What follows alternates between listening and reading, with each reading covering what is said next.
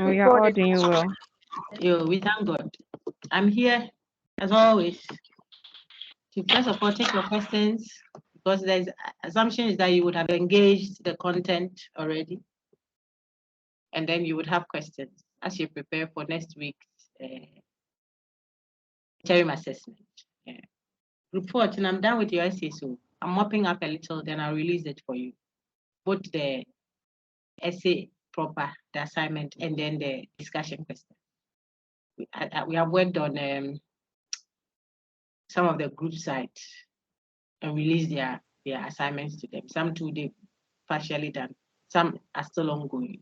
So hopefully you see your feedback soon. I believe in that so that you are a little bit relaxed into the course. You know that you have accumulated some continuous assessment marks. So hopefully by close of day at the latest, I hope you are able to see your assignment mark. Generally, okay. I think that I want to applaud this group. You did very well in terms of avoiding plagiarism. Over 600 students. I think I picked just about 8 red flagged submission. Even that, I got into the system and I think the people had earlier submitted their work. And then when it was reopened for those who haven't submitted to submit, they thought that it meant they should resubmit the work. So they did a resubmission. So the system will pick the new one as a plagiarized content. Now I'm able to tell because when you select the flag, it highlights the whole document and then it gives you a trace that this is a submission that is already in the system. Interpretation though could be that you picked someone's work which had already been submitted and you also submitted that. But if that is so, then we should be able to trace both submissions in the system. So I interpret that to mean that possibly you might have done some. So this is just about 8 people from over 600 students. I was so shocked. I have graded quite a number of the group sites for both main campus and DE, and that's really, really, really a positive feedback. I'm so impressed. I didn't think that we'll have students that are integrity minded like that. So well done so far. I'll release the results. You will see. 1 or 2 others, some few others would have, say, maybe 50% plagiarized content. And so I am going through them to check if it is someone's content is submitted at a certain school that I'm going to bring, I will penalize you for that. But generally, we have the blue flag, we have the greens, and it's not just blue and green without content. When you go through, you see that folks have responded to the question, and that's good. I want you to be informed that there's what I am looking for in those essays is not expert writer. No, I'm just looking for critical ability, your ability to critique, to ask questions, to think and propose solutions. Is the skill I am marking, not so much whether the answer is correct or wrong, because you are still learning. So it's a continuous assessment thing. You see that, so I'm not really looking whether you said verbal or substantive or essentially contestable or what, depending on the question you've got. I'm looking at how you are engaging the skill you are applying to the question that I'm grading.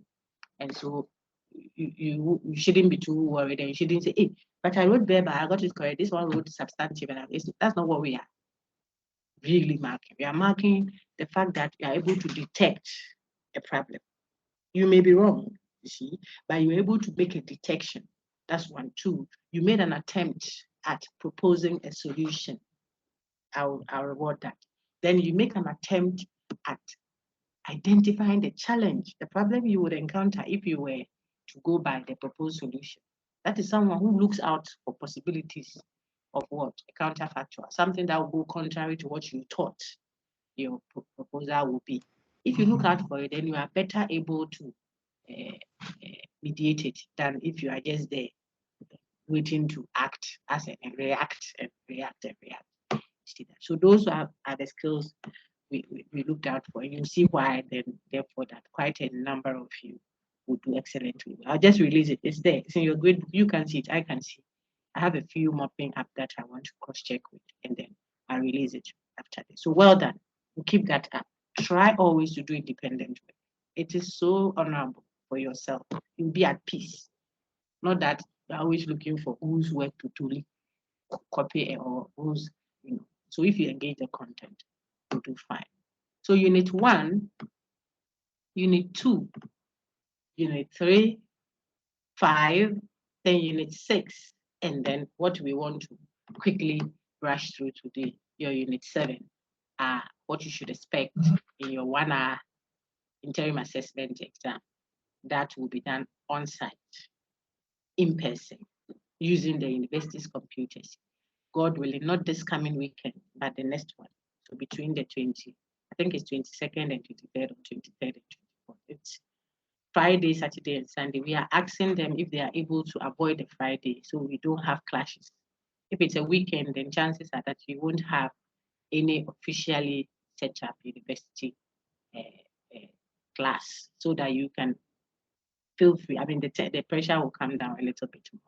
So as soon as the academic affairs settles that for us, we will get the timetable arrangement per IDs, per center, and then you will come, you will write. I think that I put that also there in the announcement earlier, maybe 20 questions, multiple choice, and then 5 or so questions, short answers, making your 30 marks that you need to add to the current 20 you've done. And then the final exam will be 50%, total in 100.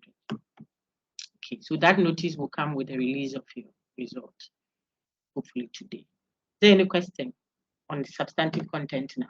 You can say this to your colleagues. You see, when I address you, see that I speak as if I'm not speaking to only Group 14 and College of Health Science. I speak as if I'm speaking to the entire corpus of students we have, because then this will be shared.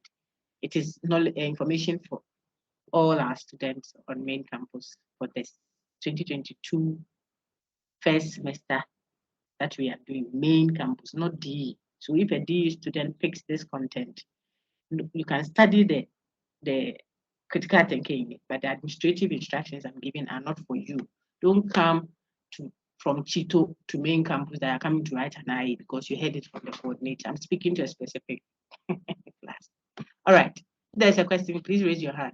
Modus ponens, modus tollens, hypothetical syllogism, disjunctive syllogism, normative laws versus empirical laws, facts versus values, implicit, explicit, interrogative.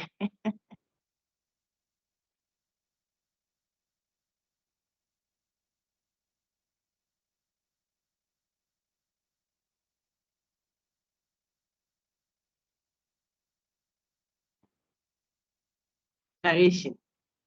They are all content we've covered so far, which I believe you are well able to weather.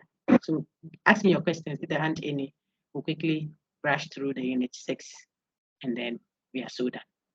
Shut up. Keep your hand up if you have a question, please. Leslie, go ahead. Ma'am, please, can you briefly go over the hypothetical and the disjunctive syllogism? How do you understand it?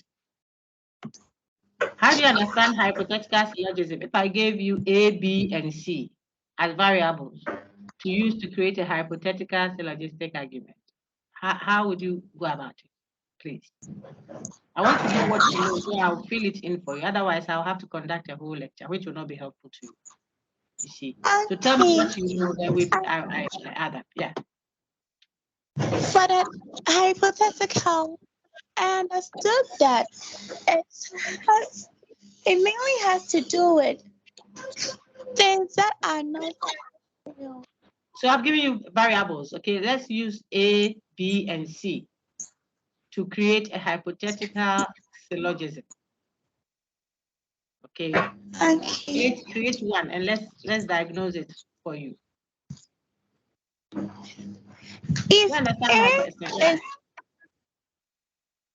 Yes, ma'am. If A is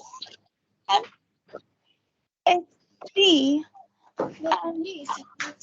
if A, then B. Yeah, okay, so that's the first premise. If A happens, then B. So if A, then B. What should the next premise be? That if B, then C, then A is B, A is C. That's correct. So that is hypothetical syllogism. That's the pattern. Oh. Yes. If A, then B. If A, then B. That's the first premise. Then the second premise now says if B, then C. So we can now conclude, therefore, if A, then C. That's hypothetical syllogism. So now we can put in some content. All mangoes are fruits. All fruits are nutritious. It has to follow, therefore, that all mangoes are nutritious by hypothetical syllogism. That's okay. All right. Great. Is there any other question? Keep your hand up, please. Don't let us waste the time. Our recording will be very lengthy. If there are questions, keep your hand up quickly. Let's address them. Okay, I think folks are relatively okay. So let's move to our discussion of the Unit 7, which was prepared by myself. So in your dossier, you would see that content there is mine. As in, I prepared it for all the students. Dr. Quincy, I think, prepared the Unit 6 for all the students.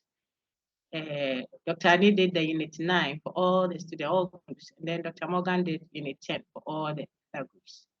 That means that you should have already in your resource tool a dossier. I keep referencing that. I don't want students giving too many excuses when results are released. That is why I tell you that.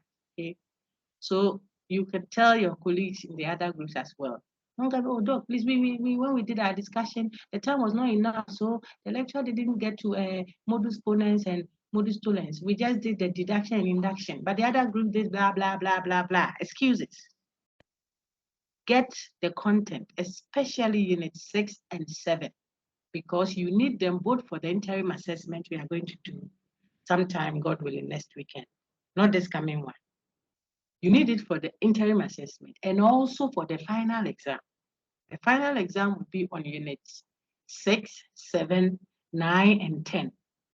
And it will count for 50%, half your 100%. You see that? So those two units are playing so much into your interim assessment, and they are also getting into your final exam. Interim assessment plus final exam together is 80%. It can still earn you a straight A, even without a continuous assessment. So we don't want students having all sorts of complaints. Our link was not working that time, so we had to do this, and blah, and blah, and blah. So it is recorded and placed there, and the links are accessible to all of you.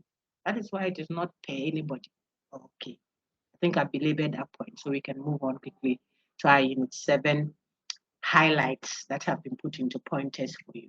Anytime you have a question, kindly keep your hand up.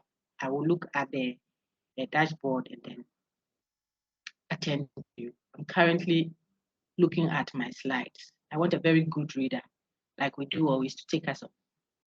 Keep your hand up if you want to read. This is Unit 7 in your textbook.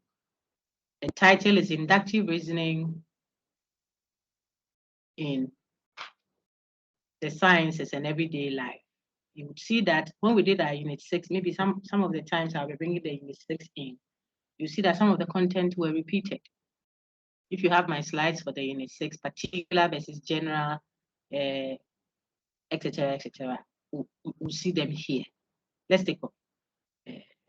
Oh, I see. There are 7 hands up. So Dennis Mensah. Dennis Miodwe Mensah. Please read for us.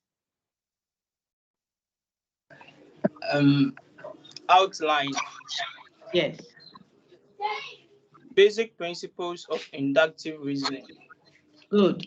Next one. Verifiable. Pardon? Go ahead, sir. Okay.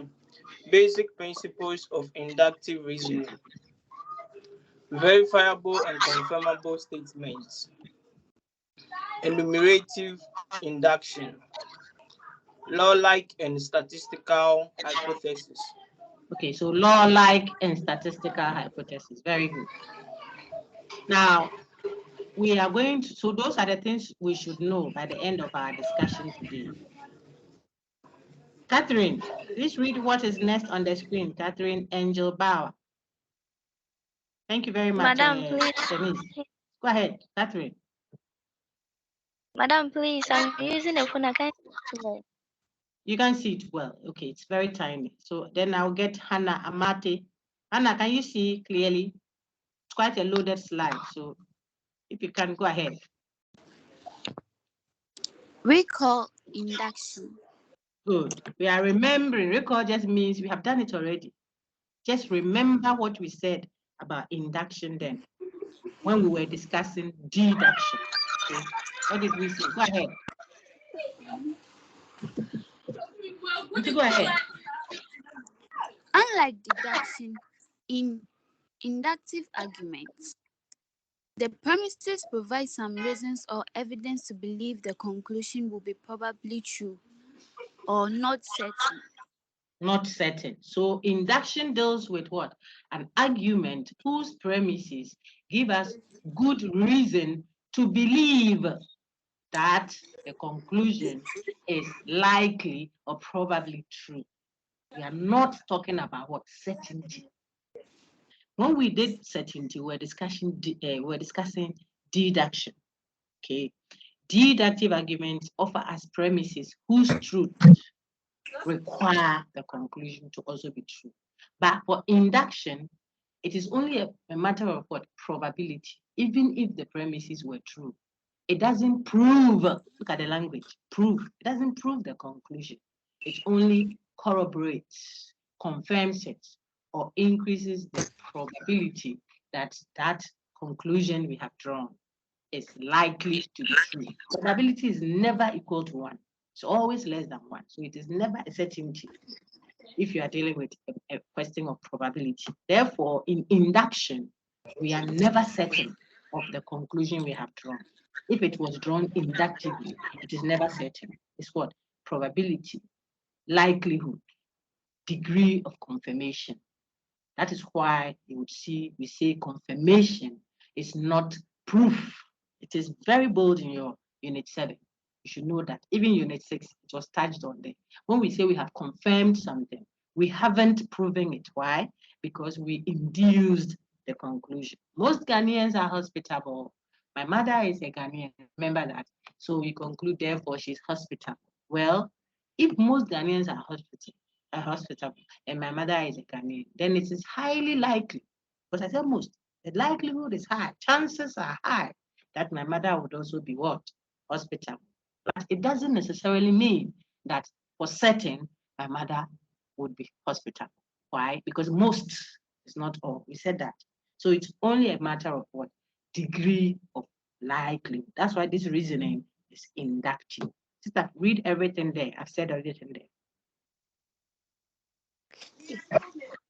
The premises do not prove or guarantee the truth of conclusion. That is, no logical relationship between premises and the conclusion. The conclusion. Oh, tell your friends that to please bring their voices down. That we're recording our session. Why? Go on. Okay. The conclusion does not necessarily follow the premises. The meanings of the content or information provided matters in confirming the degree of likelihood of truth of conclusion based on the strength of evidence presented. Very good. So the strength of the evidence that we present. So if I had said few Ghanaians are hospitable, my mother is a Ghanaian, then if I conclude therefore that she's hospitable, this would be a very weak inductive argument. Why? Because I already said there are few people who are hospitable. Few Ghanaians are hospitable. Then I tell you my mother is a Ghanaian, and therefore she is hospitable. You say, oh, but you said few. Even if you said most Ghanaians, we will still have an issue put that. Now you are saying few Ghanaians are hospitable, and your mother is a Ghanaian, so we should accept that she is hospitable. This is a very weak induction. You see that I didn't say this is an invalid induction. We don't say induction is invalid or valid. It is already invalid, so invalidity is not its issue. We talk of inductive argument as either being strong or weak. So I could give you an argument set and tell you to critically evaluate it in not more than a single statement. If you like, write an essay. You won't have the time for that. You see, if I asked you that, you look at the argument, you could say that this is an argument which is induced, or in other words, this is an inductive argument and a very weak one, because the premises do not blah blah blah. Those are the things we will ask you, things like that, where you are doing the short answers.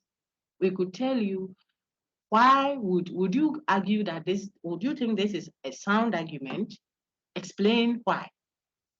You see that? So you tell us it is not sound, for example, because even though the argument is valid, one of its premises is not true. You won't have time to be playing around with words according to then. No. Be concise, straight to the point. That's why we have taught you how to do conclusion. Then you generate your premises from that. Okay, so just so you have a fair idea of what we can ask you. Strength of evidence, the strength of it. That is what we use to evaluate an inductive argument. Is it strong or weak? Now, when a deductive argument is valid first and its premises are all true, we'll say it is sound, isn't it? Now, when we do induction too, if it is very strong an induction, it's a strong induction, that means the evidence provides a higher degree of likelihood. Like the example I gave you, most Ghanaians have done this. I is a Ghanaian, so we should do that. Okay. If it is a strong argument, inductive argument, and all of its premises are true, we describe that as a cogent argument. It is not in your textbook, but you must know it. So I've said it. Okay. So what soundness is to deductive argument, cogency is to what? Inductive argument. What is that? When the inductive argument is strong and all of its premises are also true, then we say it is cogent.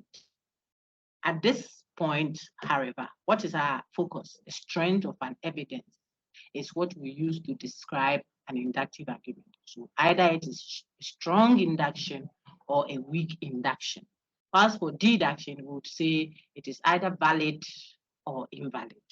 The types of validity we learned then are what? Modus ponens, modus tollens, hypothetical syllogism, and disjunctive syllogism. We learned them. Then the false formal fallacies that pretend to be like those formal. We learned all of that. Now, induction too, you will see that there are types.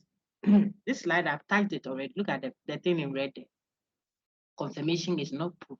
You should be able to explain what the logician means when he says confirmation is not proof in a single statement only. You should be able to answer that. If you can't answer that, then you haven't done unit 7 or even unit 6. Okay. The fact that you have several evidence that corroborate means supports it, agrees with. Okay. Several evidence that support a certain hypothetical statement doesn't mean you are proving it. So I showed you some examples earlier, and we'll repeat it here. You saw a metal, it expanded when heated. That's tin. Then you saw another one, brass, it expanded when heated. Then copper too, when you heated it, it expanded. Then iron, you heated it, it expanded. These are particular instances of metal. Now you conclude, therefore, that all metals expand when heated, based on the particular instances you've seen. But your conclusion says, oh, meanwhile, you observe particular instances, maybe thousands of metals. It still doesn't mean all metals expand when heated has been proven. You haven't proven it. Why? Because there's still the potential of encountering a metal that will not expand when heated. What we have called a counterfactual. This is in the video lecture in that your dossier there, and I'm repeating it here. Okay, you can still encounter another metal one day which will not expand when heated. In fact, as we speak, that has happened. Okay, so that could come and negate your universal statement, that hypothetical statement you have made about metals, that all metals expand when heated. If that can happen, then what? Then it means you had not proven it. It wasn't a proof then. It was only what? A confirmation, a hypothetical statement, generalization that is likely to be true. You have increased the degree of likelihood to be true. It has a higher probability of being true. Not that you have proven it such that it cannot be false. Proof means it is certain. It can't be false.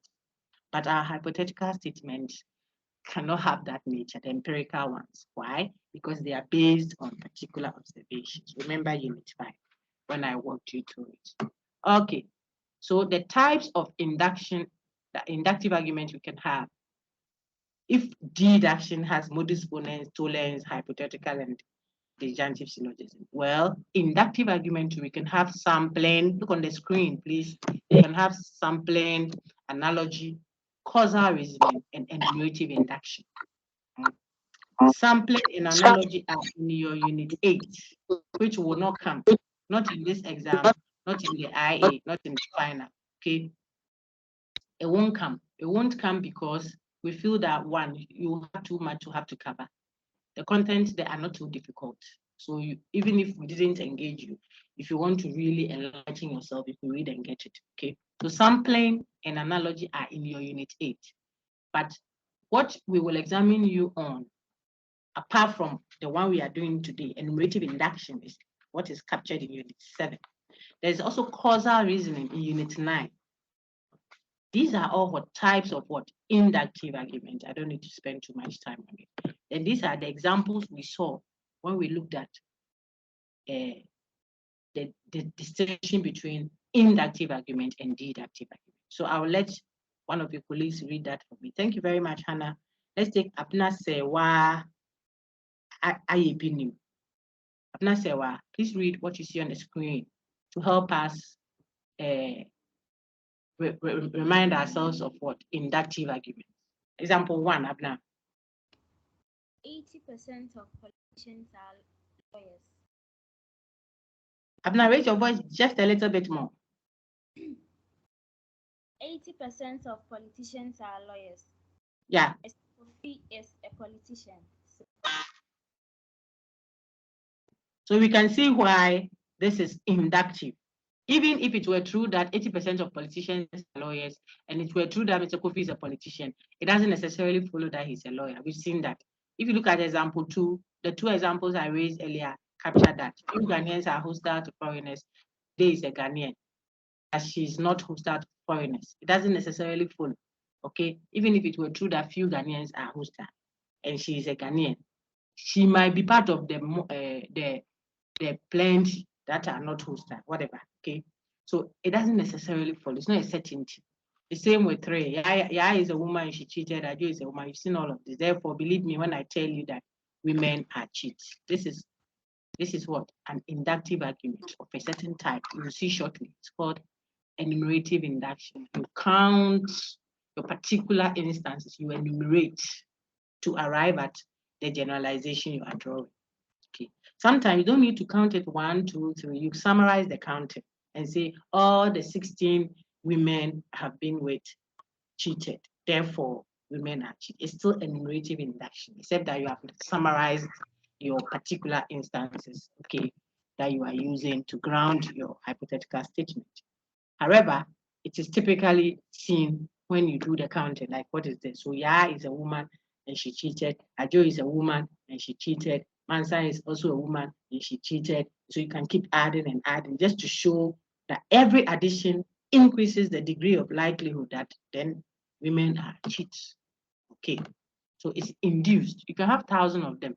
The conclusion, women are cheats, doesn't necessarily follow, because there is still your mother and your pastor's wife and Jesus's mother Mary, who you will never agree that she's a cheat, and yet she's a woman. You see that? And potentially those who are yet to be born. Okay, 4, 2 out of 5 women like rich men. So women like rich men. We can see immediately that this is induced, the conclusion, and the security man example I always reference. Look at the practice pages in your textbook, activity 1.5, distinguishing deduction from induction. You will see it clearly there. If you are having difficulties, look at the suggested answers at the back of the book. Some of you didn't know. There are suggested answers there. If some of them can be counterintuitive, you feel that, no, I don't think this answer is correct. So it's good to bring them out. You may be right, or you may be saying the same thing with the textbook, but different, so that you can get clarity. Okay, that's what tutorial is for, not for you to go and hear another lecture. That's what our interactive sessions are for clarity. But you have to do the content engagement yourself. All right. Please read the typical example of the enumerative induction we have. Take note of the conclusion here. This is a universal generalization. The conclusion is a universal generalization. If you've forgotten that, we'll revise it shortly. The difference between universal generalization and statistical generalization. Now, you see that on the screen, apart from Amaya and Mansa, whom we met earlier, there is also Afi and Zainab added. And I could keep adding and adding and adding particular instances of women that Ejaya dated and who cheated, so much so that he's concluding that, look, so all women are cheats. That's Ejaya's conclusion based on this particular instance. The reasoning pattern, this induction, where you count several particular instances to arrive at your conclusion, is what we label as enumerative induction. I already told you, you could summarize. It will still be enumerative induction if it is summarized that all the 6 women Ejaya dated cheated on him, therefore all women are cheats. Now look at the conclusion. It says, therefore all women are cheats. All women. This statement means women of all times, all places, born already, yet to be born, dead and gone, dying, shall die, being born. And you, your class 1 daughter or son, brother or sister. Hey, the brother will come. Your class 1 sister who is now growing, she'll get to puberty, start buying roll-on, grow up, go and become a woman. It's included in this statement.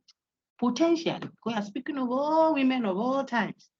This is a universal generalization. Keep looking on the screen, I'm pointing, if you can, okay. This is a universal generalization. It doesn't leave any member out. It is like a law. So we say law-like generalization. If I say universal generalization, the same as saying a law-like generalization. The reference class is what? Infinite. It includes women of all times, all places, yet to be born, dead and gone. Keep that in mind. I didn't make any exception to this reference class. The subject of the statement is what logicians would just say reference class. Every statement has a subject and a predicate. Kofi is a boy. What's the subject? Kofi. What's the predicate? It's a boy. See that? Now, logicians will say Kofi is the reference class. What I am referring to, I'm referring to Kofi. I say Kofi is a boy. Who are you referring to? I refer to Kofi. Reference. Then we speak about them in classes. So we say reference class. Then it's a boy. It's the attribute. What are you attributing to Kofi? What are you saying about Kofi? Okay. So reference class, attribute class. This is so important. Your ability to determine whether the reference class is a general one or a particular one. General means it doesn't make it, the class is what? Uncountable. You will never finish counting it. The class you are referring to will never end if you were counting. Potentially, it has an infinity, infinite reference class. You see that? Eternity past, eternity present, eternity future. You are speaking that way. Are you God? I asked that in the video. So when we speak that, as for politicians, that's how they are. As for men, as for this, as for when you speak that way, slow down. You're speaking as if you are God. Why? You are not making any exception to the set. This one is difficult to prove to be true. It's difficult to ever finish proving it because potentially that haven't even been discovered yet. All women, all men, all metals. So there is a very important secret I'm telling you now before we get ahead there. Because of the nature of such universal generalizations or law-like generalization, because of its nature, it is difficult to make it true. Write it down in your notepad. Universal generalizations are difficult to make true. They are rather what? Easy to make false. You can easily make such a statement, a universal generalization, false. Easily. But how do you do that? All you need is just one person, one woman who is not a cheat. An example of one woman who is not a cheat. And it makes all the thousands of examples of women that are cheat formula. false. It just falsifies the hypothesis immediately. Oh, why? Because we found one woman who is not a cheat. It is enough to negate the claim that what all women are cheats. Understand that now, so that when I now ask you later, that which is easier to falsify, which is difficult to confirm, is it a universal hypothesis or a statistical hypothesis? Then you can remember that on our slide 6, this woman said something there. Then you can relate it. Okay, so back to enumerative induction. We count our particular instances and then we draw our conclusion. Now, the particular instances up here is what we describe as what? Verifiable. Why are they verifiable? The reference class is finite. I dated AMA specific. AMA finite. I can finish counting AMA 1. I can directly test AMA. AMA is 1. Even if they were 6, all the women in the class got an A, we can directly test, directly. Take note of my words. I just need to get into that class. All the women in that class got A's in this course. I just entered the class. The class may be 3,000. We don't care. They are countable. The class may be 200 million people. No problem. They are countable. You see that? So it is directly testable. And if a statement has such a finite reference class and is directly testable, then it means it is verifiable. Here, I'm introducing you to language, the words to use. It is verifiable. So if a statement has a finite reference class, like the premises we have up here, then we describe such a statement as what? A particular statement, therefore directly testable, therefore verifiable.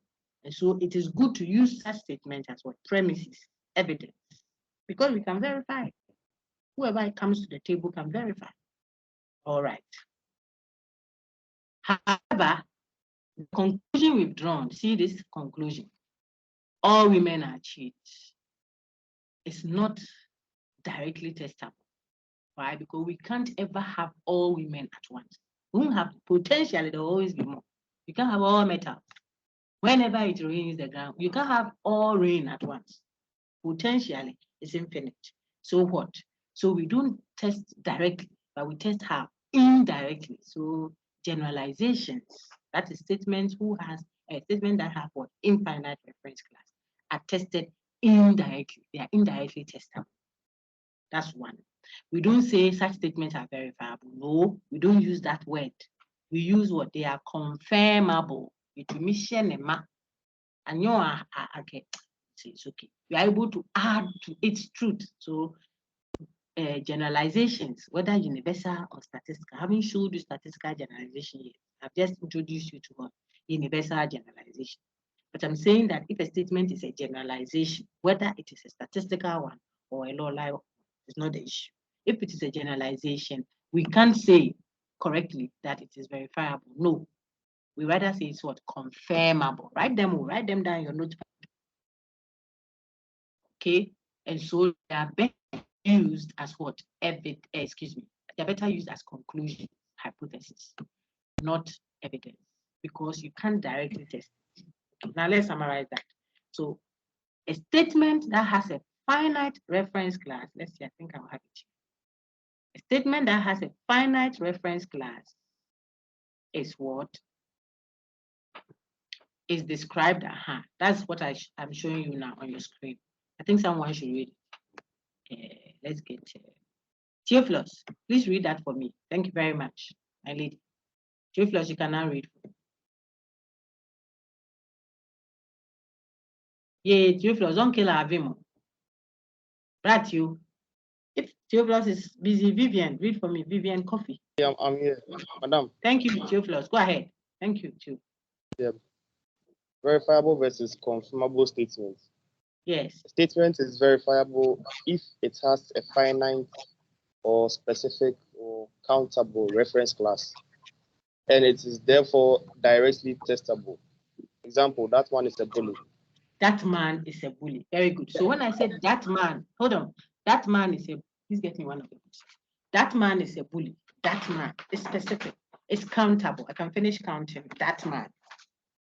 Okay, when I say that man is a bully, the reference class is finite, specific, therefore it is what? A particular statement. Thank you. And if it is a particular statement, then we can verify it. We can directly test it. So we can use such a statement as what? An evidence, premise in inductive reasoning. Please read the second half. Say. Yeah, a statement is confirmable if it has an infinite, that is non-specific or uncountable reference class, and it is therefore indirectly testable. Example, men are bullies. Men are bullies. So if I say men are bullies, apologies, friends. When I say men are bullies, I'm referring to, what am I referring to? Men of all times, all places, born already, yet to be born. How do we test whether the attribute affects all men? How do we test directly? We can't, but we can test indirectly. How? We take a subset of men, run our test on men, and then impose whatever we find on the sample onto the general set. Okay, that's what sampling is for, the unit on sampling. So when we sample out, when you go to the lab, they take some of your blood. Whatever they find to be true about a portion of your blood, we assume that it is running through the whole system. Okay, but can we say same for some other things? That the fact that you interview 3 Legon students at the front, at the gate there, the entrance of the university, and they said, oh, patching there is good, but we have to endorse patching. Should you go and say that University of Ghana students say they like patching? When you interview 3 people at the entrance, 3, do you know the number of students we have here? I know you say University of Ghana students, you are talking about those who graduated, those who are yet to be born, to grow up, go to CHS, SHS, pass their work. They are inside. They are speaking about them, potentially. So it will be difficult, impossible to directly test. Okay, but we can do so what? Indirectly. Take note. I want you to have understanding. It's not the exam. You will pass and pass very well. I just want you to understand the concept so that when you go out there and do analysis for people, and I'll say it in this video too, don't go and say they are in a comfortable lead. When they are weighing by a wide margin, you will destroy people. Don't go and say that village, they want a market. So I think that policymakers should give them a market. When in reality, what they want is a bridge. You don't decide that for them. It is in the sampling you do, how you interview people or how you analyze the needs. Okay? So understand that you can't directly test a generalization, but you can do so indirectly. It is still testable, both of them. Okay. All right. So back to our slide, the earlier slide there, the important things I want you to know there. Okay. So this is an enumerative induction, an argument, which is an induction. Which type of induction? This is enumerative. Why? We count our evidence, particular statements, see that. Then we conclude. Can you see that all the women I have dated cheated? That statement, all the women I have dated, is also particular statement. The reference class is the women, all the women. This is particular. I can finish counting them. Don't let the all deceive you. I got 1 or 2 WhatsApp messages sometimes from students. They will ask, oh, doc, but this one is a generalization, but the book says it's particular. And I say, are you sure this is a generalization? This statement that I'm pointing at on the screen, or pointing to, it's not the same as the conclusion here. They are not the same. One says all the women have done so and so and so and so. Then the conclusion here says all women are so and so and so and so. They are not the same. All the women is a particular statement still, whilst the conclusion all women is a generalization. Okay, all right. So you can use these ones that have particular reference class or finite reference class as what? Premises, evidence, data, observation statement. That is what you observe, based on which you either accept or reject a conclusion, which is what? A hypothesis. Very good. Now, sometimes your conclusion after your enumerative induction is not a law-like hypothesis. Sometimes the conclusion is a statistical hypothesis. So what is a statistical hypothesis? It is also a generalization. However, look at this. After you say, I dated Amma, she cheated. I dated Ya, she cheated. Mansa, Afi, Zainab, they all cheated. And you look at your conclusion. This conclusion, so most women are cheats. Most women are cheats. This and the earlier one which said, so all women are cheats. Look on the screen. They are not the same. The reasoning pattern is not the same. Why? Because if I have such evidence available to me, then based on that, I say most women are cheats. That is likely to be true. Suppose I had 100 instances of women who cheated, or 100 instances of men beating their wives to death. I can say that, hey, nowadays, most men are beating their wives. That is likely to be true than if after those instances I say, hey, so nowadays all men are beating their wives. Some men will say, babe, all men will be far-fetched. It will be difficult to make that true compared to if I had said most men. See that? Even though in all those two instances, I am talking about what? A generality. But one of the general sets makes exception to the set, leaves some members out. This one that you see on your screen, the statistical hypothesis, is also a hypothesis, a generalization, okay? However, it leaves some of the members out. So it says, most women are cheats. Most, not all. So this is more likely to be true than the one that said all women are cheats, even though both of them are what? Generalization. Conclusion is what? Statistical hypothesis, like the one on your screen that I'm pointing to. What is statistical hypothesis? A general statement that would exempt some of the members, some of what? The reference. So this attribute of being cheat doesn't affect every member in this universal, in this general set. The set is a general one. Yet what I am saying doesn't affect every member in that general set. Take note. That's why it is a statistical generalization. Whilst the one that says every planet orbits the sun, every woman does this, every politician is this, every lecturer has done this.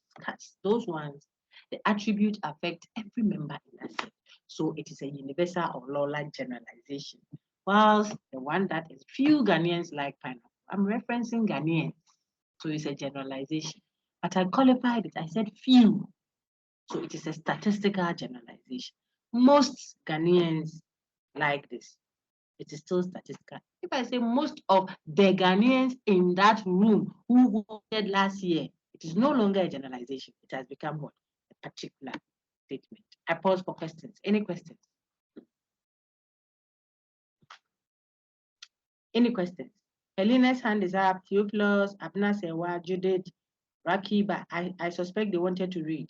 Right? If there are questions, then you can unmute and ask. Princess, you have a question? Okay, Judith, that's fine. So if there are no questions, we can continue. I suspect that this one will go down very well for most of you. It's not too technical. Oh, okay, so we continue. So see, the first enumerative induction concludes with what?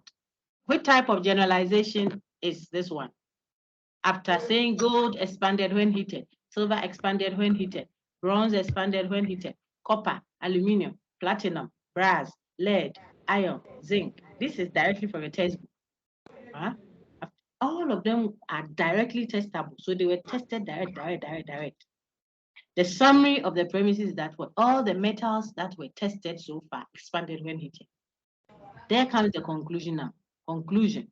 Therefore, all metals expand when heated. What type of conclusion is this? Hypothesis is this? Is this a universal generalization or a law-like one? I want a chorus answer. Yes, is it law-like or statistical? Universal or statistical? Okay. It's universal. Someone can also say it's law-like, and you are all correct. It is not Universal or law-like. very good. Universal Now, or how about law-like? you? Thank you so much. How about this one? Universal or I've switched my slides now. This one, The person reasoned enumeratively but concluded. Is this conclusion a universal generalization or a statistical one? Is it law-like or Statistical one. Statistical generalization. Very good. Statistical. Thank you very much. Now, the point, that's fine. The point I want to make then is, if I Particular. reason, Mate, hey. Okay, so now my conclusion is, if I reasoned inductively, my enumerative induction concluded with a statistical hypothesis, like what I have on the screen now. And then my friend, so this is Amma. Amma's argument ended with what? A statistical hypothesis. So it's an enumerative induction. It ended with a statistical hypothesis. That's for Amma. And then Kofi's enumerative induction ends with a universal hypothesis like this one. Which of them is likely to be false? Is it Amma's own or Kofi's own? I just said that Amma's own ends with a statistical hypothesis, whilst Kofi's own ends with, who is talking? While Kofi's own ends with a universal hypothesis, whose reasoning is easier. Listen to the question. It's easier to falsify. It will be Kofi's own. And Kofi's own. Very good. So a universal hypothesis is less likely to be true. It's easier to be false, but less likely to be true. You got that one, then we can move on. Very good. Keep that on your notepad. I'll tell you something very technical ahead to show you why the scientists would rather prefer the one that is easier to falsify. You would think that, but the scientist is looking for the truth about the world. Then he should prefer a hypothesis that is likely to be true. But no, the scientist, empirical scientist, rather prefers a hypothesis that is easier to make false. In other words, prefers a universal generalization to what? To a statistical generalization. Okay, good. Now we should read. I like it when we read because some of us learn better when we hear someone telling us, and we have special students so that they can also benefit. Kala, I've missed you. Read for me, please. Okay. Confirmation is not proof. Note, inductive arguments aim at confirming the given hypothesis, while deductive arguments aim at proving the given conclusion. The evidence of an inductive argument only confirms, but it does not prove the truth of the hypothesis.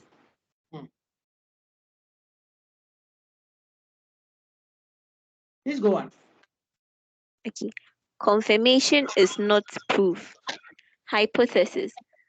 Okay. Hypothesis is the same as the conclusion of inductive arguments, whether statistical or law-like. Okay, I think all of these are straightforward, so I'll skip it. And this slide we have gone through. Lovely voice.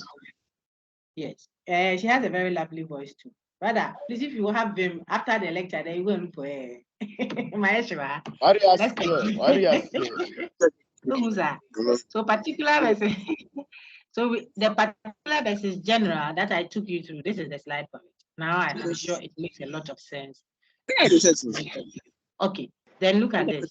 Even where even where the reference class is infinite, where the reference class is infinite too, we have learned that there can be two ways of interpreting that generalization, that hypothesis. Okay, it can be either universal or law-like, describing the same thing, or it could be statistical. Note that the reference class tells you whether a statement is general or particular, and it goes further to tell you the type of generalization. See the power of the reference class. So you have to practice and practice and practice and be able to clearly tell if a statement has a finite reference class or an infinite one. That's why I want to take you through some practice questions on that. Those who have the textbook can quickly open to your page 190, 190. Okay. Even before that, we can do the one on page 187. 187. Those who don't have it, listen to me as I read. You so that you look out for some examples. We are practicing particular versus general. If I say this stone is not a real diamond, is it particular or general? I want chorus answers. This stone is not a real diamond. Particular. Very good. Particular. That man is the dean of science. Particular. That man is the dean of science. Particular. Particular. Okay, you Mate. All metals expand when heated. All metals expand when General. heated. General. General. Very good. Which type of generalization? It's fine. Which type of generalization is that? Universal generalization. Universal Very general. good. Very good. If you don't see universal generalization, you could also see what? Law-like Law-like generalization. generalization. Very good. It means the same thing. Law-like. Okay, I'm going to read the next one. Very good. Planets move in elliptical orbits around the sun. Planets move in elliptical orbits around the sun. Is it general or particular? General. General. Very good. Which type of generalization? Very good. Which type of generalization? Universal. Universal. Very good. Very good. Universal So, generalization. okay. The fourth and seventh samples of the meat consignment were infected with the liver bacteria. The fourth and seventh samples of the meat consignment were infected. Particular. Can you all see that? Particular. Very good. How about few Ghanaians are allergic to pineapple? Statistical generalization. Wow. Few Ghanaians are allergic to pineapple. Let's answer it first. Is it general or Statistical. particular? General. It's general. Particular. Particular. Okay, as the reference. no problem. Okay. Thank you very much. So now I mute it. Sometimes I take chorus answer. It's deliberately so that you can tell the temperature of the class and help clarify. So at this point, I want to pause and clarify. Okay. So one of you is answering, not one, quite a number of you are answering very well and correctly. There's a few Ghanaians are allergic to pineapple. What's the reference class? What am I referring to? You can now unmute and answer all of Ghanaian. Ghanaian. Is that general or particular? Ghanaian. It's General. Can you all see that it is general? It's general. General. It's So not that is general. general. Well done. Well done. That is general. Then now we can go further to ask ourselves, which type of generalization would that be? I said few Ghanaians. Statistical. Okay, so it's a statistical generalization. I hope you can see it now. Those who are saying particular, it is not. So I said few Ghanaians are allergic. Few Ghanaians. Until the Ghanaians, when you hear it, but you return if you're a Ghanaian. But then I qualify it and say few. Then you say, okay, she says few of us, so maybe she's not referring to. But the word Ghanaians is a generalization. Politician. Okay. So now see, let's add one or two more. What about if I had said these are all from your textbook, page 187 and 189, 188, sorry. I keep alternating. So you see how examinable it can be. And it is real examples I'm giving you. Okay. Question 8. All the voters interviewed said they would vote for the incumbent candidate. All the voters interviewed said they would vote for the incumbent candidate. Is this general or particular? General. Particular. This is particular. Should I read it again? Particular. You Particular. are allowed to change your position. I read it again. All the voters interviewed said they would vote Particular. for the Okay. Who Particular. still thinks it's general? Madam particular. I've heard the particular people. Who still thinks it's general? Madam Don't worry. particular. The particular people don't say anything again. I want to address a concern, okay? I said all the voters, all the voters interviewed said they would vote for the incumbent candidate. All the voters, all the voters, all the voters. Voters, no, the interview or Particular. you see that. So don't let the all deceive you. I said it earlier. It is a particular statement. Because I have a countable, specific, finite reference class in mind. All the diamonds on the woman's table under the room there are, when I speak that way, it's a particular, I'm dealing with a particular statement, okay? It's directly testable. We can test directly, okay, because it has a finite reference class. Okay, let's add one more and we are good. Some cow meat from England is infected with lethal bacteria. This is on your page 188, number 15 there. Some cow meat from England is infected with lethal bacteria. Is that general or particular? General. Particular. Particular. Listen, Particular. some cow meat, General. listen, Particular. it's a generalization. Oh. Listen, some General. cow meat from England. Listen, some cow meat from England is infected with lethal bacteria. Can we ever finish counting cow meat from England? No, we can't. It includes those that came from England years ago, those that come from England years to come. It is only a statistical one. So much I say. That's why I say we should practice more, because if you don't know the empirical content and predictive power and all the other technicalities we are getting to, will be a bit stressed. When we give you the tricky ones, don't let it get at you. Some cow meat from England is infected with lethal bacteria.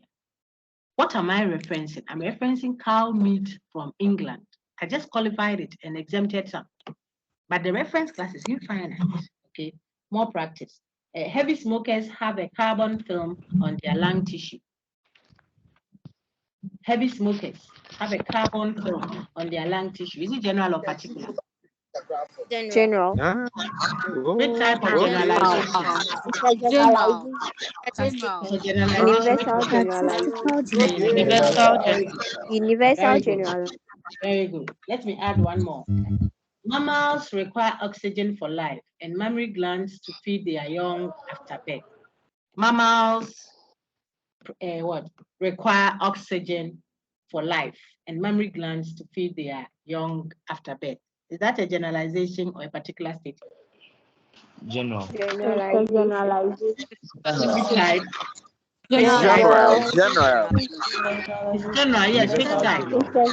Universal generalization.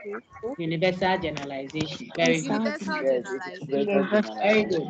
One more. I'll meet you all again. Then I ask. Listen, this one too. 80% of all retail stones are not real. 80% of all retail stones are not real diamonds. Is it particular or general? First. General.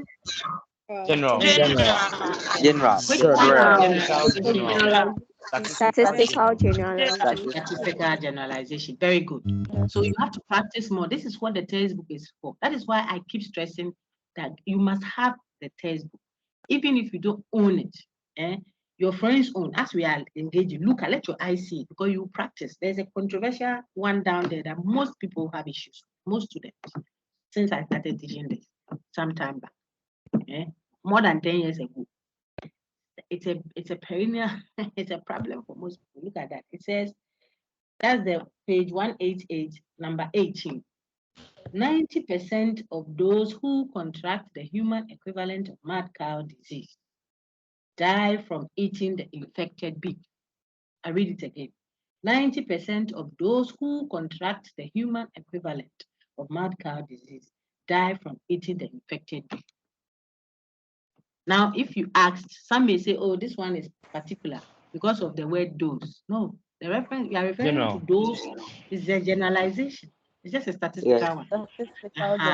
We're talking about those who contract it. It's an everyday tense language. I think I put that in the recording. Yes, I think it is there. Those who have played it, you hear it. Those who get it. You see, so it's an everyday tense, a generalization. All those who get it. But the person is just saying 90% of those who contract the mad cow disease. Okay? They do so and so and so and so. So it is a generalization. Don't let the those there. Don't say, oh, those is a specific, a definite article. No, no. It is speaking in the everyday tense. So we are doing logic, not English. And so this is a generalization. It's a statistical one. What about if I had said the fourth and seventh? Listen to me. Don't presume that you know what I'm going to say. Critical minds don't do that. Lecture 1. We suspend our judgment. We pretend as if we don't know what you're going to say, so that you can hear the person well. Otherwise, what you think the person is going to say is what you hear. Meanwhile, the person might be saying something else. So always be calm and hear exactly what the person is saying, not what you think he's saying. Don't think for people. It's very disrespectful. Let them think for themselves. Don't say, if I look at the way he was doing his face before he speaks, I thought you were going to say, I thought you were going to say this thing. Let him speak or let her speak and listen to exactly what the person is saying, not what you thought he was going to say. Use what he said to get into his mind. Okay. So I'm going to say something. I said, what about if I had said the fourth and seventh samples of meat consignment imported from Dubai are infected. The fourth and seventh samples of meat imported from Dubai are infected. Would that be general or particular? General. Particular. General. General. Particular. General. Why is it General. particular? Why is it particular? Madam The is general. fourth and fifth consignment of meat. We were given a specific. It's just like the other one. I rephrased it. You are looking at the page 187. I said fourth and seventh, but I didn't say it as it is in the text. That's why I said, don't think you know what I'm going to say. Listen to what I am saying. The fourth and seventh samples of meat imported from Dubai are infected. Okay. General. General. I'm speaking the everyday tense. Oh, I said, General. it be a meat I did Dubai ban. The fifth and seventh consignment, na infected. It's like I'm saying every time, the meat they import from Dubai, the fifth and the seventh consignments are always infected. I'm speaking in the general. I've shifted it from what you see directly in the text, which was particular. That one said, quiet please. That one said the fourth and seventh consignment, the fourth and seventh samples of the meat consignment were infected with the lethal bacteria. That is what is in your textbook. That's particular. I just refined it, and I can do that in your exam. So those who don't like to read, particularly when they see something, as soon as they start the first line, they say, "Oh, this one I know." Look, sometimes the question could be saying, "Which of the following is either true or false?" Okay. Which of the following is either true or false? Then A says factual statement. No, then it's facility A. Then she's going to the next question. Submit next. But B too said definitions. And C said value judgment. Then the D said all the above. You too, when you saw factual, no, you have selected, you have gone. And you are happy. The way they say critical thinking is difficult, but oh, that woman there, God bless you. Really, the questions are result by a Q. Why Q? But I answered all the questions. Sometimes people say, when the markings, you want to see the markings, so sometimes when you see the markings, you wouldn't be, you say, then how did they give me the 50 for me to pass through? Because you will see your mark, maybe your mark was 12. Answers are there. You just didn't read. What am I saying? I'm saying, don't underestimate the crocodile when you are dealing with, and this is a principle for all your other exams. Sister, and sister, brother. Advice, read. Be concerned about the details. Don't gloss over and go. I released result to some of the group sites. The results, the notice was clear. Group so and so and so results have been released. Then someone in another group will send you a message. Please, you are busy. Sometimes even no, please. Why is it that I haven't seen my result? Everybody has seen their own. They say everybody. You and who? The notice said group, maybe a group. This is our group, a group 40, or College of Health Science student. Result. Go to your grade book and see. Student will come. Doc, please, you haven't released my result. I said, have you gone to the grade book? No, please. Where do you want to see the result? They said the results have come. And look at they said, who are the day who said results have come where? Go to the announcement, read all the details. So in exam, they say underline, underline. Don't circle. You will get all wrong. Not even in critical thinking. It's a principle. Okay? If they say write down your answer, don't go and take. All right. So what? So if you read and if you build those skills, it makes you particular about it. Where you put the comma, sometimes where you put the comma has changed the document. It's a legal document on a land. You are a very brilliant lawyer. But where the comma was put, the comma should have come before the after. You put it after the after. So it says something different. If the man dies, comma, after the death, do so and so and so. You have gone to put the comma. If the man dies after, comma, it says a total, you have changed someone's will with your comma. So you want to be detail oriented. And yes, unnecessarily picky, but don't gloss over things. Ask for clarity. So what? So if you start, you see, I say, oh, the voters, oh, this one, madam was saying, maybe I'm saying something else. Read to the end. Go through the possible answer. Be apt, be smart, but don't be dismissive and wishy-washy and go through, especially if you are going to do our kind of thing that we do. Okay, so I think that with that practice, we should be fine to proceed. I wanted you to be able to do that kind of distinction between verifiable premises and confirmable hypothesis, because then all the other technical words we have seen, verifiability is linked to what? Directly testable, which is linked to what? Particular statement, which is what? A statement that has a finite reference class. See the link. So if it's verifiable, then it's a particular statement. It means that it has a finite reference class, which means that what? We can directly test it, and therefore it is used for what? Evidence, to stop. However, if the reference class is infinite, then it means it has an infinite reference class, which means we can't verify it. What do? We confirm it is confirmable. Then it also means we can't directly test it. So we test it what? Indirectly. And therefore we can't use it as evidence. We use it rather as what? A hypothesis. See the link. My dear, can I read from you? Verifiable evidence and confirmable hypothesis. Particular statements have finite reference class. They are directly testable and therefore useful as evidence or premise. We describe such statements as verifiable statements. Generalizations or general statements have infinite reference class. They are indirectly testable and therefore useful as hypothesis or conclusion. We describe such statements as confirmable statements. Note, it's all about the reference class. Very good. Well read. Pause a little. I'll call someone else, and then if we need to, we'll discuss. Hey, I'll get you back. Irene Ahin. So now we are going to do some practice on. You see that most of the things here, you already saw it. Now it will be meaningful to you when you see the examples that have faded a little, the answers. This time we are not saying particular or general. We are using the technical language, okay? Verifiable or confirmable. So if I say the disease is contagious, is that verifiable or confirmable? The answer is even there already. That's a particular statement. That is why it's verifiable. I hope you can see that. The disease. The disease. Verifiable.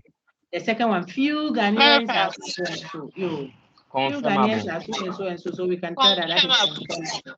Yes, it's a statistical generalization. The liquid in that bowl, verifiable.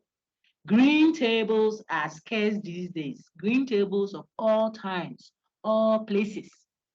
Those that we have already created, those we are yet to create.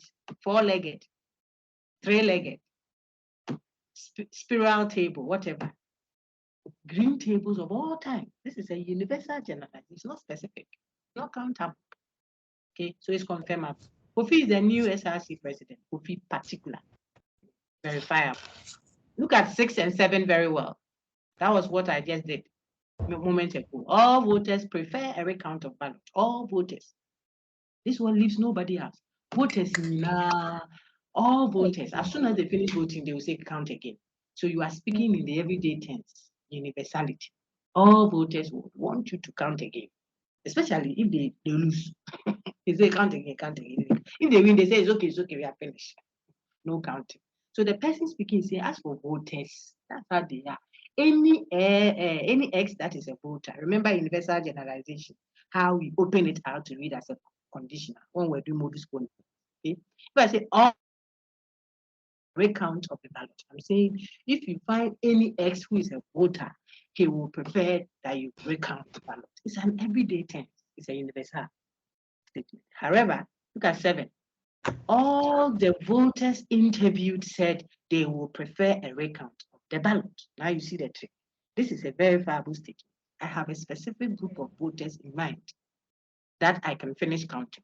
Okay, so while 7 is verifiable, a particular statement, therefore directly testable and useful as evidence. 6 is a confirmable statement. It's a law-like generalization, confirmable, indirectly testable, therefore easier to falsify. We have seen that already. Question 8 is a universal generalization as well, only that it is not a universal affirmative. This is a universal negative. Remember, modus ponens. When we use the if I say no student registers unless forced, we told ourselves that that is if you are a student, then you will not register unless you are forced. Okay, this is a universal negation. So it's still a universal generalization. Very good. Therefore, confirmable. Now look at 9. 8 and 9 are doing something like what 6 and 7 are doing.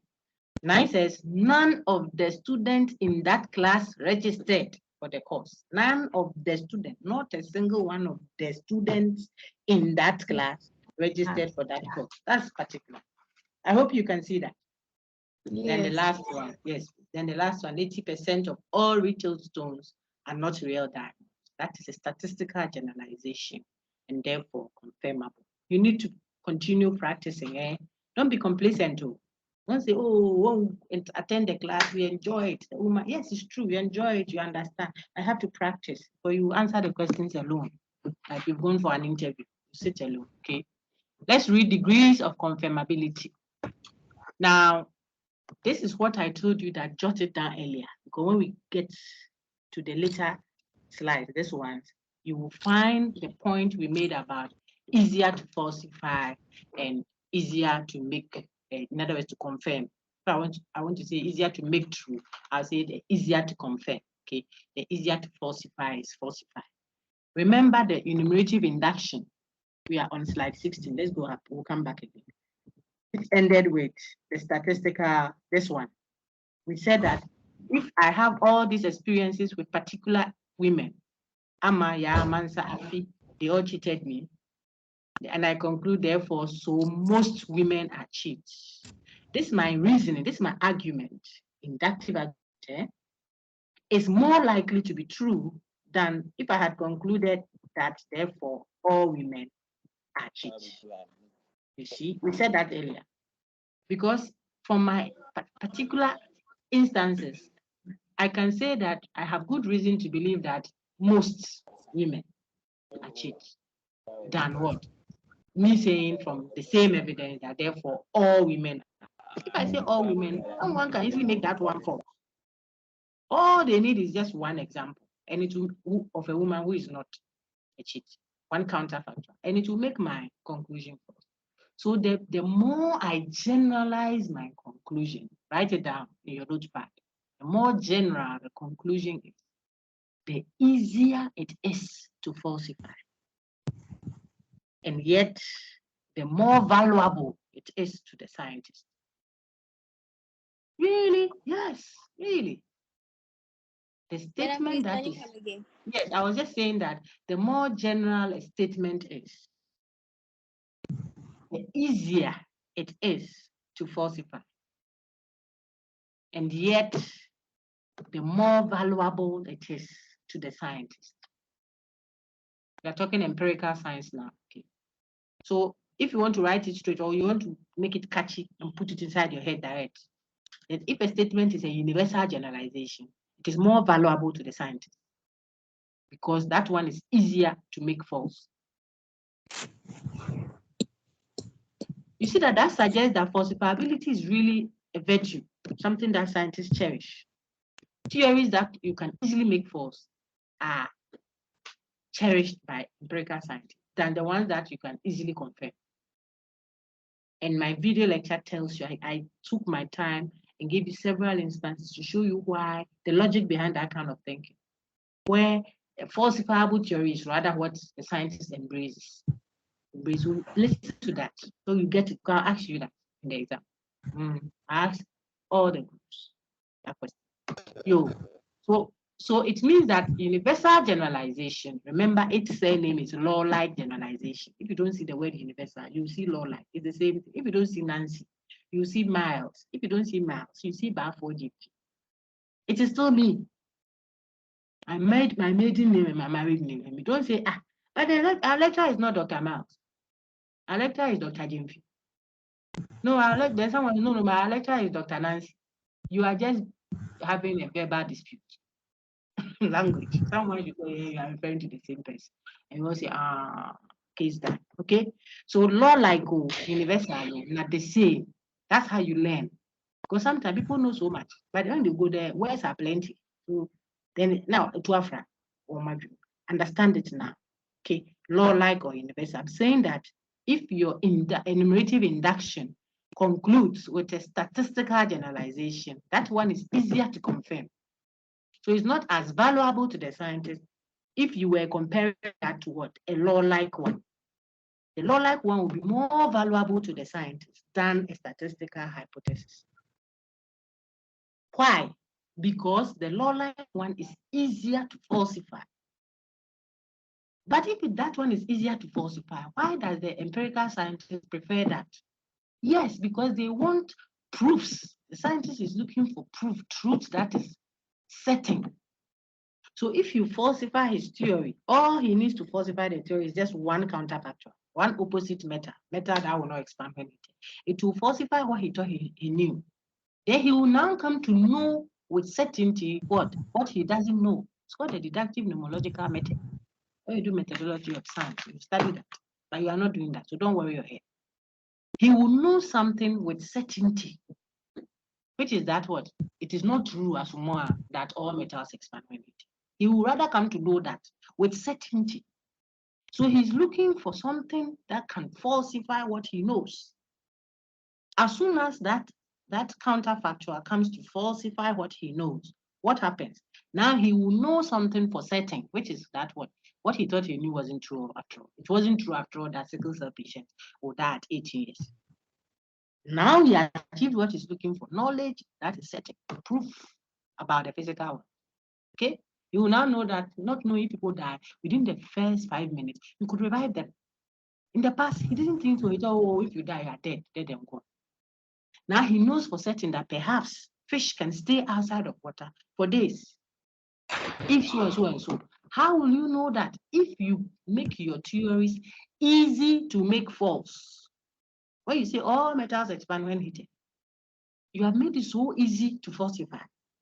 Why? So that if something that you can easily falsify like this, you have still not found any metal that will not expand when heated after thousands and thousands of years, then it makes this theory what? Highly likely. You see that? Likely to be true, yet still not a proof. Until you encounter what? A counterfactual. So do you realize then that, write down in your note, you can prove with certainty falsification. You can prove with certainty by falsification, okay? But you cannot prove with certainty, what? By confirmation. You can't. You can't prove with certainty by confirmation. So if you go and find many women who cheat and you are bringing the evidence, you see, madam, I told you, see, this woman too cheated. And you bring, I got to, she has cheated. Oh, once had to. You are giving us plenty evidence that corroborates. It just supports what we think we know so far. That what all we mentioned. But the person who disagrees with you doesn't have so much work. All he or she has to do is to get just one woman that doesn't cheat, and it will come and make your theory what false. This is the logic behind it, the thinking, the reasoning behind that method falsification. Okay, so what? So if a statement, these are generalizations, the statistical one, that one is closer to truth. It's easier to confirm. It's not so valuable like the universal one. If you got that, then let's go down back to where we were. Very difficult concept, but I believe they are now accessible to you. So you see degrees of confirmability, statistical versus law-like hypothesis. Which ones are easier to confirm? You see that are examples 1 to 5 up there. The one for statistical hypothesis here. There's all these will be what? Easier to confirm. Means easier to make them true than the ones below here. Examples 1 to 5 down here. They are what law-like hypothesis for the reason I have given you. Look at the note I put here. Statistical hypotheses are easier to confirm, therefore less is underlined, less valuable to the empirical scientists if you were comparing it to what? Law-like hypothesis. But if I were comparing statistical hypothesis to a verifiable statement, then the statistical hypothesis will be more valuable than the verifiable one. Why? Because statistical hypothesis is still talking about more people, more things than the verifiable. Let's go through this one and go to that one. We are almost done. The key things we have captured. So examples of statistical hypothesis. Some Americans are allergic to pineapples. Let someone read. Let's hear Semoji Mause Grace. Mause, please read for me examples of statistical hypothesis. Examples of statistical hypothesis. Some Americans are allergic to pineapples. 88% of retail stones are not real diamonds. Most Christians worship on Sundays. Few Africans approve of same-sex marriage. 2 out of every 10 men are egoistic. I hope everyone can see why those are statistical hypotheses. They are hypothetical. It means they are generalizations. But which type? The statistical one. Please, is it very clear to all of you? Okay. Sister, then read the second half. Examples of law-like hypotheses. Examples of law-like hypothesis. No cat is a dog. All voters prefer a recount of violence. No students registers unless forced. Kenyans are hospitable. Alcoholics are humanizers. Very good. So I mixed them up. I put some universal negations and then universal affirmatives put together, but they are all universal or law-like hypotheses. And then we have agreed that statistical hypotheses are easier to confirm than law-like hypotheses. And those that are easier to confirm will be less valuable. Those that are easier to falsify are rather what? Valuable to the scientist. Why? Because they have more content. They tell you more. So look on the screen, degrees of confirmability continued. We have said this already. Degrees of confirmability. Okay. Yeah. Statistical hypotheses are easier to confirm than law-like hypotheses. That makes statistical hypotheses less valuable to the empirical scientist. Law-like hypotheses are easier to falsify. Therefore, they are more valuable to the empirical scientist. Very good. We have said all of that. Now, why is falsifiability valuable to the empirical scientist? Belinda Sapon.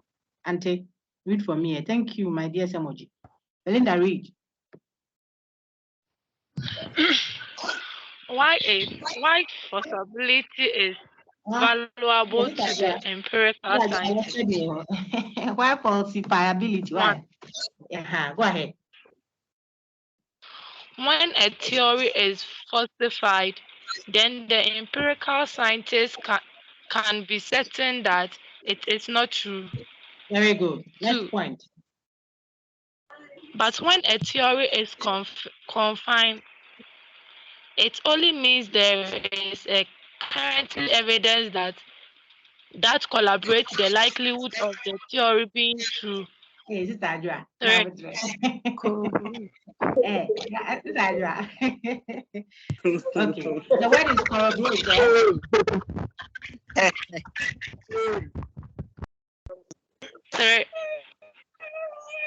But the empirical scientists cannot be certain that a confined theory is certainly true because there is always the possibility that we may enter a counterfactual. Okay, we may 4. encounter. So it is likely that we may encounter what? The opposite. Counterfactual just means something that is opposite to our hypothesis. Okay, your conclusion. So what? So law-like generalizations are more valuable. Next is statistical generalization, then verifiable statements.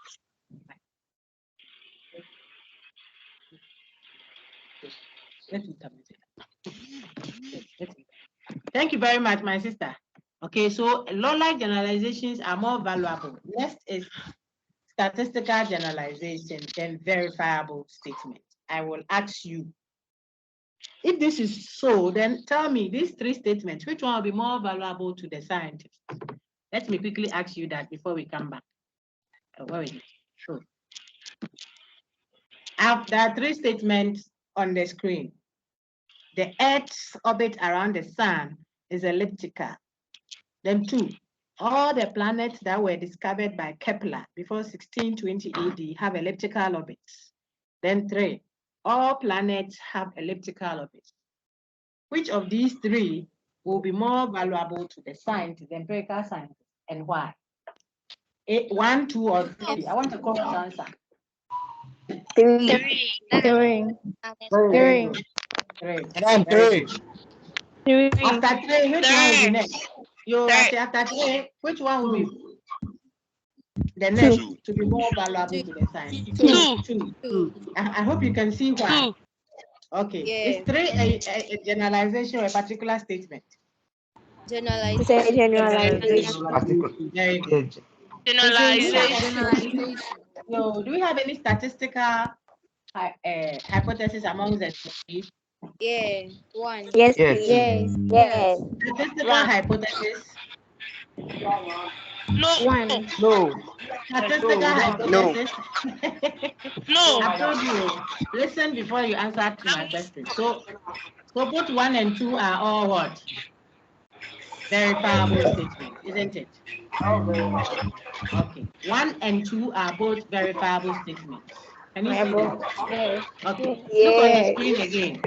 Oh, please, my brother, check your background for me. It's very noisy.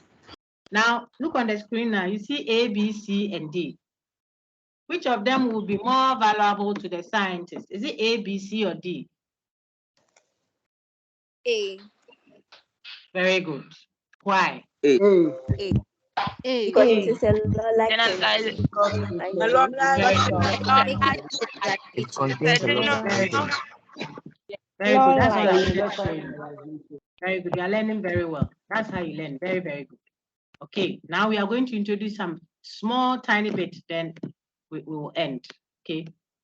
See that the concepts are many, but it just takes a little chunk at a time. Ethel, please read for me. Let me read all first. Then Ethel, kindly read for me what you see on the screen. Thank you so much, my lady. Ethel, now read.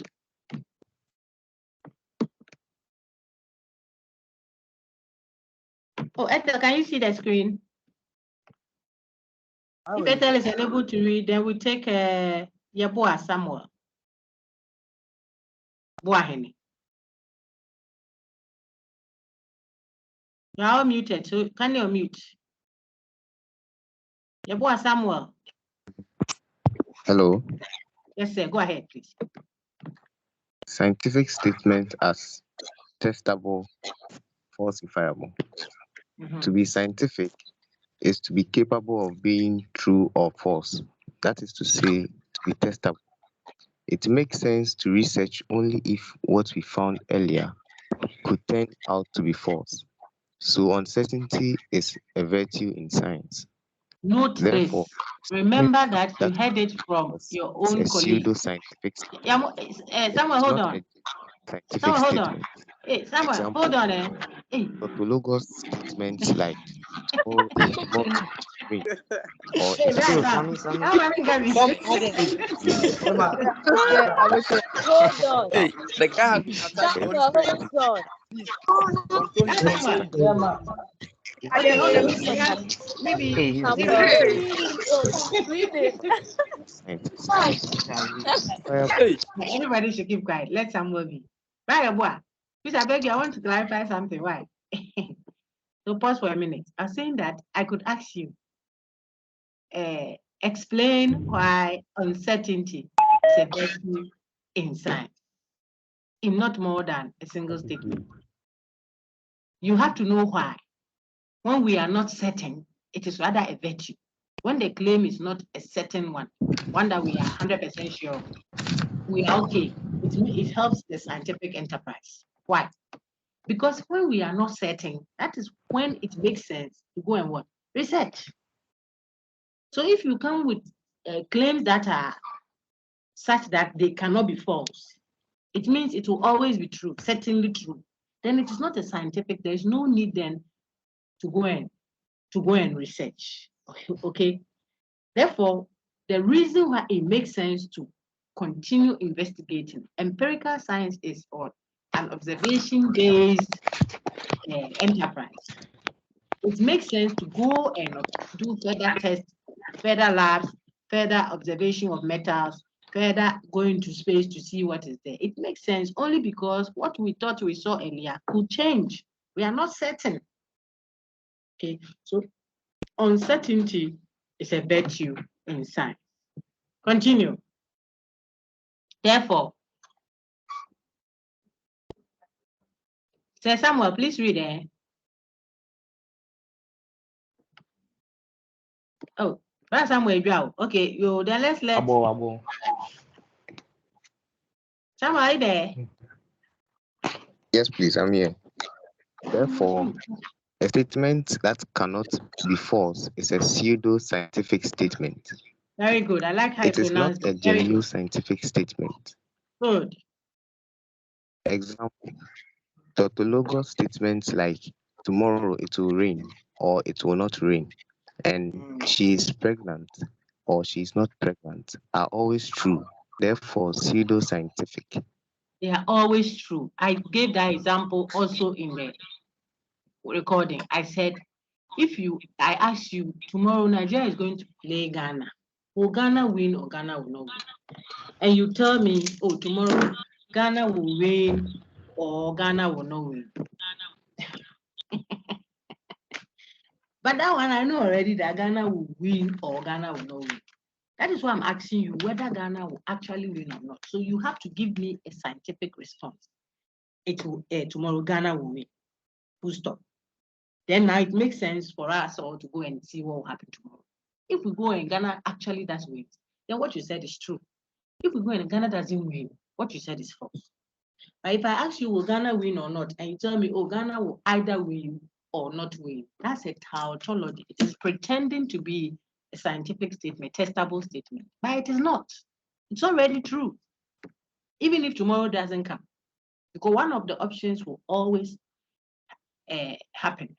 So our prophetic statements, some of the 31st night prophetic declarations, so to speak, are scientific. If I tell you that, oh, Trump will be the next, will win again, I saw it by unction. It is scientific, it's testable. We can test it, no problem. Let us wait. But they will finish the voting. When they finish, you will know. When you say a certain team will win, we will all wait and see. So they are scientific statements. What is not scientific is a statement that is tautologous. It is necessarily true, regardless of what happens. That kind of statement is pretending to be science. It has the form of what? This one, the disjunctive syllogism. The same statement or its negation. Did I say disjunctive syllogism? It's a disjunction, a statement or that same statement's negation. So look at she's pregnant or she's not pregnant. That is necessarily true. It will rain or it will not rain. Okay, so statements that are presented in such a way that they can never be false are not scientific. Because scientific statements must have the capacity of being what? Falsifiable. And so say you can read the next point. Falsifiability. Falsifiability, able to be false, is a sign that the statement is scientific. It is valid by the scientist. Verifiable or confirmable statements are testable or scientific. Very good. So let me say very good. Very good. So whether a particular statement or general statement, they are both what testable. They are both scientific. What is not scientific is a statement that can never be false. It doesn't have the ability to be either true or false. How you have said it, it is necessarily true out there. We say that that is what the tautology, therefore, not scientific. It's a pseudo-scientific statement, okay? Let's sum up. Sir, please, I think you are doing well for me. Read this one too for me. We are finishing. So we want very good readers. Kala, stand by. Do the next one for me again. Please read it. Empirical content, degree of falsifiability, and predictive power. The more general a statement is, the more empirical content it has. Pause, sir. The So more if I say all women are cheats, the reference class all women is a universal generalization. I'm speaking about more things, more women, than if I said most women are cheats. Most women is a statistical generalization. Both of them are generalizations, but one speaks about more than the other. So one has empirical content than the other. That's what it says. So the statement, all women will have more empirical content, will be easier to falsify. You can predict more. You have the power to predict more if you were dealing with a universal generalization than if I said most women. Most women is still a generalization, but there are exceptions to the set. So it won't affect every woman. So its empirical content will be lesser than the one which is universal. Its predictive power will be less than the one that is universal. And then its what? Value scientifically will be lesser than the universal one. So it's relational, it's in a comparative way. Statistical will also be more and will have more empirical content, will have higher predictive power, etc., than verifiable statement in that order. Okay. As for pseudoscientific statement, it has no value whatsoever to the scientist. It's empty. It's not even a scientific statement at all. So it's not testable, not falsifiable, has no predictive power, has no empirical content. It's just a useless way of speaking. If you were talking science, empirical science, okay? That's why they throw it out. It's tautologos. It doesn't say anything. It doesn't add any information to our world. Sir, please, I've said all, so you read over to the end. Okay. The more empirical content a statement has, the higher its predictive power.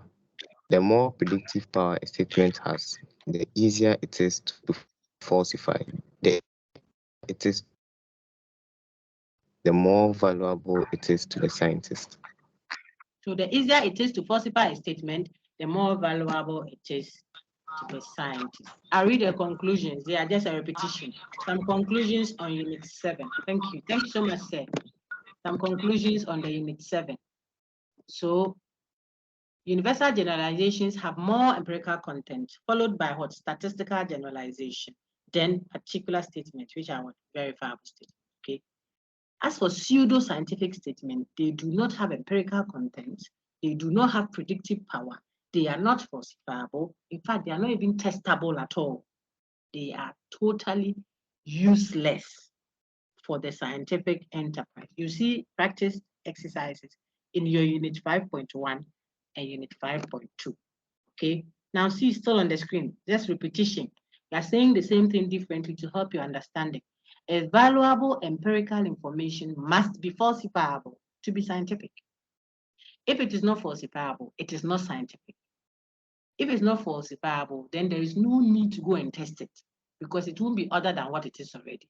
So if it's not falsifiable, simply that statement is not what testable. Therefore, it means it is not valuable to the scientist. The second point, a statement that is not falsifiable cannot be a verifiable or confirmable statement. We said that already. Then a statement that is absolutely true has no empirical content. So it's pseudo-scientific. Doesn't say anything about the actual world. And you did this yourself. You see, you did it even before we got here. Which of them has more empirical content? 3. Which of them has a higher degree of falsifiability? 3. Which one of the following has higher scientific value? 3. It's all about the reference class. From this one, from 3, we don't have a statistical hypothesis. So we'll choose the next particular statement that has more empirical content. Look at the 2. 2 says all the planets. It's a particular statement, yes, but the content is planets. So it can be 10 planets, 100 planets, 6 planets, whatever, okay? It's more than when you say 1. 1 says the Earth. The Earth is just 1. So if you arrange them in degree of value, we'll choose 3 first, choose 2 before we think of 1. Very good. Then this is a trial. Let's do the trial together. I've done it in the video, but we'll practice together. So which has the least predictive power? Let's answer together. Is it A, B, C, or D? You can see that A is a universal generalization. Are you with me, please? Okay, yes, everyone is. Yes. You see that A is universal generalization. Yes, madam. B is a statistical one. But it's not a generalization. Very good. Then C is a verifiable statement, whilst D is a pseudo-scientific statement. Look at D. Either that heavy smoker is prone to cancer or he's not prone to cancer. That's what the person says. And so it is a pseudo-scientific statement. Now look at 1. Which has the least predictive power? It will be C. C. Yeah. It will be C for cat too. D doesn't even have some at all. I hope you can see that. Yes, please. Can everybody see that? Yes, Yes, Textbook, some point in your textbook where they want to throw out even verifiable statement that doesn't have it doesn't have any predictive power at all. It has, but it's not so much. It is the pseudo-scientific one that is totally empty. Okay. Then look at 2. Which has the most empirical content? A, B, C, or D? A. Very good. A. Oh, you actually. Which is a pseudo-scientific? A. Which of them is pseudo-scientific? D. D. D for what? Dog. D for Dog. D for dog. And some people they say B, for B, daddy. B. D for daddy. Martin, D for daddy. Daddy. D for Then, donkey. question. I like that one. D for dumpy. Martin. D for donkey. Well, which is the easiest? I want chorus answer. Don't worry at all. Which is easiest to falsify? A. Very good. A. All about the reference. Very good. How about 5? You, Martin. 5. Which is or are directly testable? B. Very good. B for what? B. C. B for bois. Martin, B for boy. I have muted you all. It's B for Bangu. You know, if you want an uninterrupted interactive, B for Bangu. B for just in beloved. case someone feels that, oh, I wish it wasn't interrupted, there's a recording there in your resource. That is purely me doing a monologue. That Unit 6, they say, that's purely my colleague doing the monologue. And all D for board man. one interactive session. We have to engage, okay? It will liberate some people. Some people who don't know how to go about this course, they'll say, hey, but the thing they do, you see that some people know it too. Charlie will say me push it, okay? So it's very important. Look at 6. 6 says, which will you call verifiable? A, B, C, or D? B. B. Verifiable. B. Verifiable. B. B and C. Can you verify B? Okay, let's take an answer. I think that that one is not, I'm not getting a lot of the answers. Hold on. Don't mute yet, please. So that one, quite a number of the answers I had were not correct. I had just a few that are correct. So let's make sure we got it. Look at 6. So I'm talking to 6. Which would you call verifiable? The word is verifiable. Can you verify A? No. A is a generalized. No. You see that? Can you verify B for boy? No. It is No. also generalization. So you can verify which one now? C. Don't forget that. Yes. It's C that you can verify.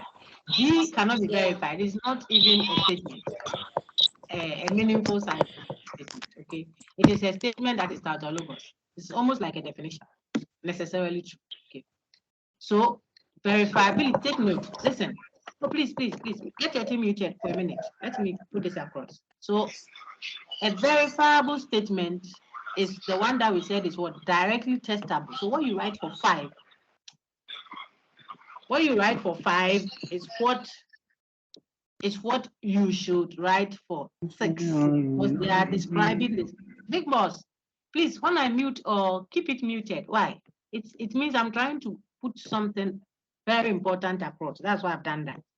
If I want you to all talk, you see, I release you. You're not prisoners. So I let you talk, I feel free.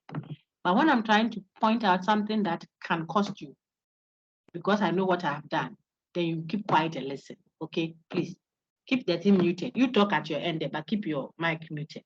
Then others can hear. I'm saying that the same answer you gave for 5 is what you will give for 6 because they are describing the same thing. 5 says which of them is or are directly testable. If you think there are 2 people, they're right. There isn't 2. There's only one that is directly testable. Directly testable is the friend of verifiable. That is also the friend of finite reference class, which is the friend of what? Particular statement. There is only one particular statement there. That's C. Okay. Then 7 says which is absolutely true, regardless. Which of them is absolutely true, regardless? Now you can do A. Are you sure? D for Daniel. Absolutely true. That's the tautologous statement. Do you remember? Yeah, they like the one that our big man read for us. This one. Look at this slide. See, have you seen it? This tautologous. He told us that if a statement is absolutely true, see, here is it. A statement that is absolutely true. I'm looking for the word absolute. Has no empirical content. Here. That's like 32. A statement that is absolutely true has no empirical content. Okay? And therefore not useful to the scientists. It's a pseudo-scientific statement. This is boldly written, so you can't get it wrong. If you do, you can't blame anyone. All right. Then 8, which is tautologous and therefore empty of empirical content. What will you write? D. Very good, because it's describing the same thing as 7. Yes. Then question 9, which will you call hypothetical? Hold on for a minute, it will come. It's next. 9 says, which would you call hypothetical? B. A. A. B. A. Only A. B. B. Is it only A? B. A and B. That's what I'm waiting. If you wrote A, you see that you'll be getting 1 mark. Maybe that question will have 2 marks. You just get one. So, but you are allowed to get 20 wrongs and still make an A.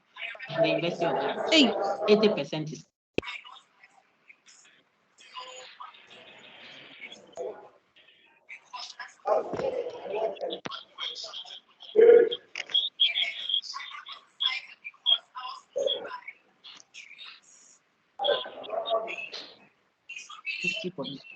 Hey, they don't round up here. So if you get 49, one will go. That's not true. But trade you. Now me grandma and parrot. Not this group. Okay, or this batch, I should say that, eh? Then 10. Let's finish. 10. Which would you use as evidence of data or observation statement? Which of them will you use as evidence? Which of them will you use as evidence of them? A, B, C, or D? B. No. C. Evidence A. is C. Can you see A. that? You can It's use C. B, but B is not a It's very the good voice. evidential statement. It has to be C. It's C. Okay. Yes. The verifiable statement is the one you use for evidence. I told you that so that we can all directly test it. So you see that heavy smoker is prone to cancer. That's what you use as evidence. And if you did that, we have so ended lecture 6, which is your unit 7. And you can pause after this and revise all that we've done in preparation for what your IA. Do you have any questions? Let me end this video, and then we can take questions. This